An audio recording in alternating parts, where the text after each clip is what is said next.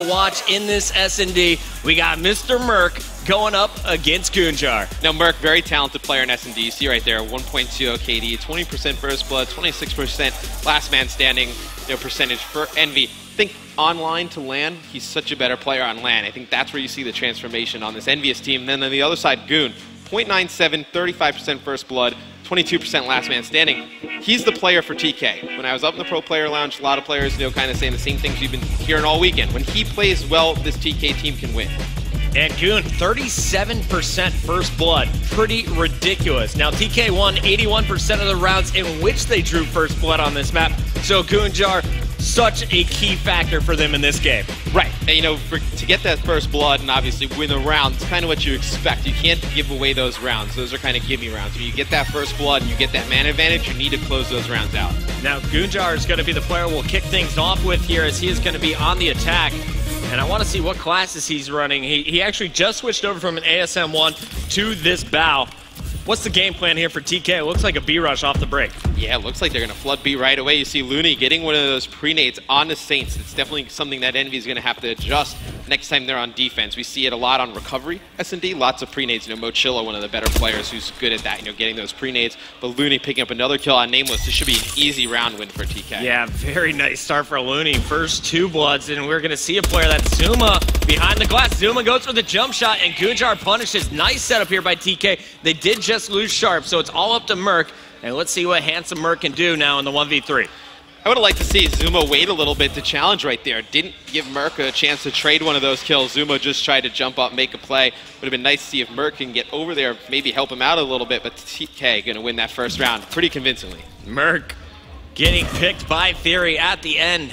Theory looking so good in the Search and Destroy yesterday against Prophecy, led the team in KD, and we'll see if he can do it again. Starting things off with 1-0. Looney also 2-0. They'll be playing defense, though, as Envy is going to be on the attack next. Who's your player to watch here from Envy? I want to go on with Merc. Bomb carrier, he's going to be going over down towards A. Pretty much a standard push from a lot of teams. This is what they like to do. They like to flood into that A bomb site, get that bomb down right away, and then you can watch it from so many different areas, even all the way back in your own spawn. Saints is going to sneak up, grab one. Merc going to charge in and try and trade kills here. Lost a teammate, almost got turned on. Able to finish strong, and Saints continuing to patrol up top is going to be hunting. I believe that's Gunjar. Yes, it is. So Saints doesn't know it yet, but he's pretty darn close. Looking around, will he spot it in time? On the other side, Merc still has not planted. What is he waiting for? It was Saints to get that kill. They're not even going to go for the plant. They want to challenge Theory here in the 1v2. Theory picks Merc. So now a one-on-one. Saints versus Theory, bomb down close to A. Well, when you're able to break through that A bomb site, you're able to rotate all the way around, even towards B. It's a huge part of breaking that site. If you can get there, the other team doesn't know what you're going to do defensively. You can either plant at A, you can rotate all the way around their backstairs, you saw Saints do before, or you can rotate to B with the bomb. So many different possibilities when you break through that A bomb site. And Saints is going to take this straight over to B. He says, Theory probably assumes I'm going to be pushing for that bomb and going A. Instead, he's going to check every corner on his way, and we'll have a free safe plant at the top of the map.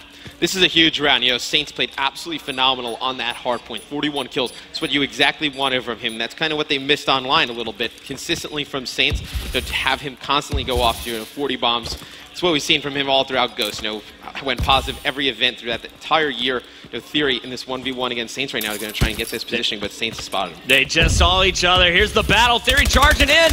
Huge one-on-one, and Theory is going to clutch it up.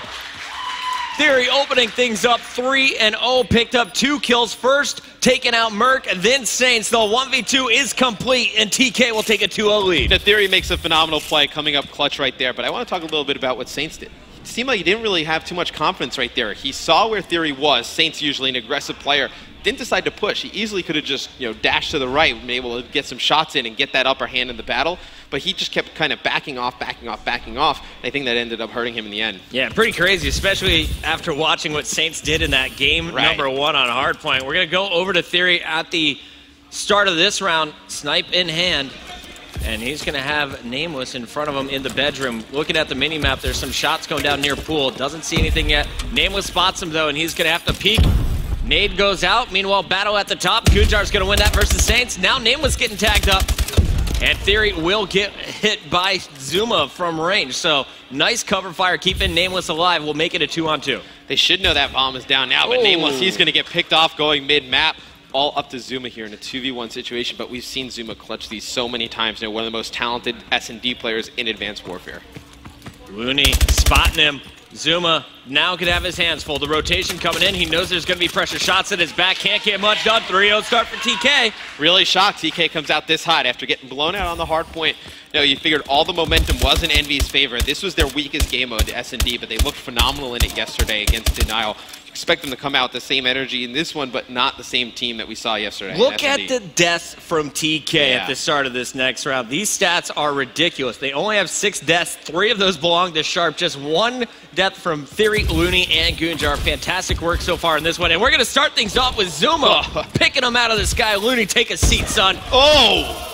Okay, Papa Zuma, go ahead and get the ace with that sniper. That was just filthy, and we see snipers really dominate this map. We saw Pac-Man do a nice job in the Phase vs. Rise game, you know, with that sniper rifle, and Envy able to take that round pretty easy. You're going to need Zuma to play a lot like that for the rest of this S&D for them to come back and win this. Nameless finishing off the final kill, but it was Zuma picking up your first 3.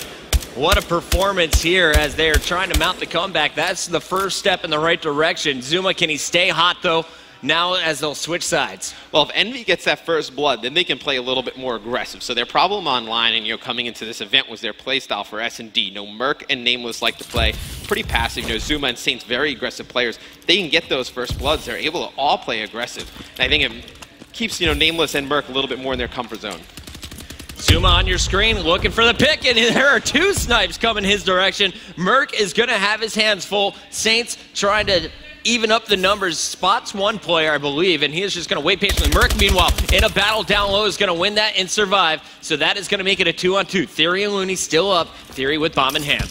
Yeah, and they haven't committed to either site yet, and that actually ended up hurting Saints. You know, Saints probably thought that they were just going to push Merc down there at A, and they actually just kind of sat in their own base and were kind of waiting for that aggressive push from Saints, and now TK has a huge advantage, able to clutch this round out. It'd be huge to go up 4-1. Yeah, trophy down, so that's going to mean Merc, no grenades needed. He doesn't have any equipped anyway with the double EXO here, but bomb planted, Merc in a 1v2. Can he clutch up and keep Envy in this one? Otherwise, TK really starting to pull away. We're going to see Looney waiting on the right side. Theory is going to be looking top class for any peek from Merc. And you can, I love the way that TK is playing this. They're just kind of sitting back to back in a great position to trade those kills. And that's exactly what you want to do in those 2v1 situations. So many times, Puckett, we see, you know, players in 2v1 situations, they're a little bit too far away. You know, one player is able to pick up that kill, able to dash away, and then you have a 1-on-1 right there. TK in perfect position. That was not going to happen. I like it, man. The audience is waking up here in Columbus, shaking off the cold, making some noise. The TK fans on the right side of our stage. We'll see. Will TK be able to close this out strong? Looney on your screen on defense. Normally he's in those sniper duels to open things up. This time, charging right in with the ASM1 player. Went right around him, and he is going to back up wisely on the other end. Look at the aggression coming from Goonjar.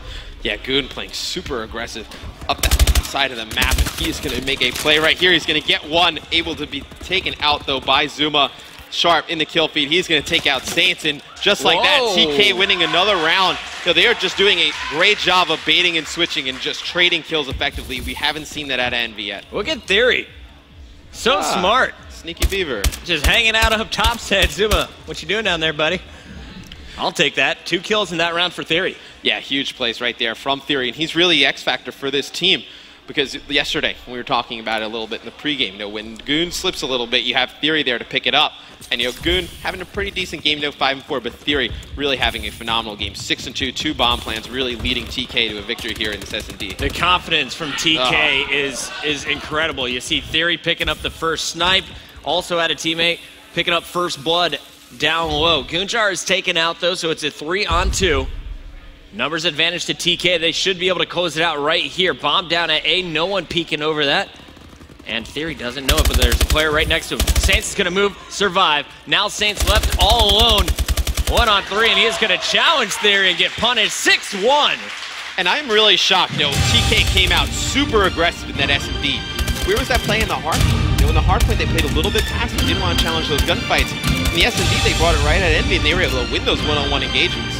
Look at these numbers, man.